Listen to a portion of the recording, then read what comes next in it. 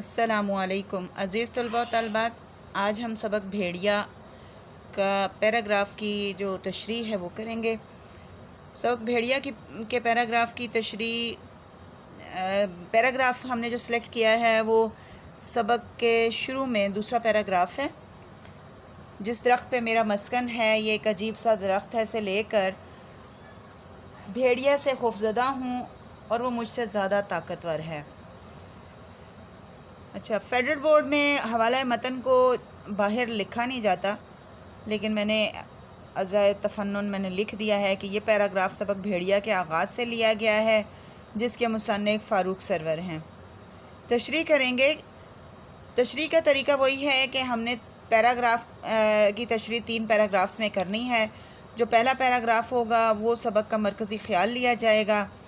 تو سبق بھیڑیا کا مرکزی خیال یہ ہے کہ ہر انسان اپنے خوف کے خول میں بند ہے، لیکن اس خوف پر قابو پانے کے لیے تھوڑی سی ہمت درکار ہے، پھر یہ بھیڑیا اپنی موت آپ مر جائے گا۔ الغرض انسان کوشش اور ہمت کرے تو اپنے اندر کے ہر خوف سے چھٹکارا پا سکتا ہے، ہر خوف کے بھیڑیے کو بآسانی مار سکتا ہے۔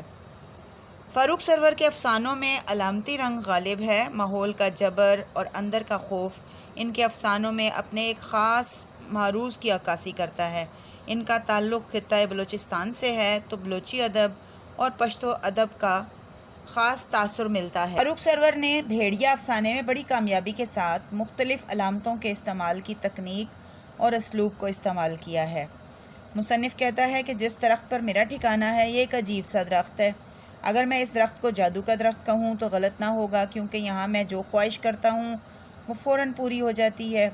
میں اگر گرم نرم بستر کو سوچتا ہوں تو وہ میرے سامنے بچھ جاتا ہے۔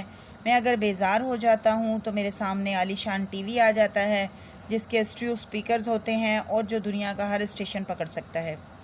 اگر میرا جی چاہتا کہ میں کچھ اچھا کھاؤں تو وہی میرے سامنے آ جاتا ہے۔ یہاں سب کچھ میری مرضی اور خواہش کے مطابق ہے۔ سب ضروریات زندگی مجھے حاصل ہیں۔ اگر میری زندگی میں کسی چیز کی کمی ہے تو وہ آزادی ہے، لیکن آزادی مجھ سے قربانی کا تقاضا کرتی ہے، اور وہ قربانی یہ ہے کہ مجھے اس درخت کی آسائشیں چھوڑ کر نیچے اترنا پڑے گا اور بھیڑیے کو ہلاک کرنا ہوگا، لیکن میرے اندر اتنی ہمت ہی نہیں۔ میں بھیڑیے سے خوفزدہ ہوں کیونکہ وہ مجھ سے زیادہ طاقت رکھتا ہے۔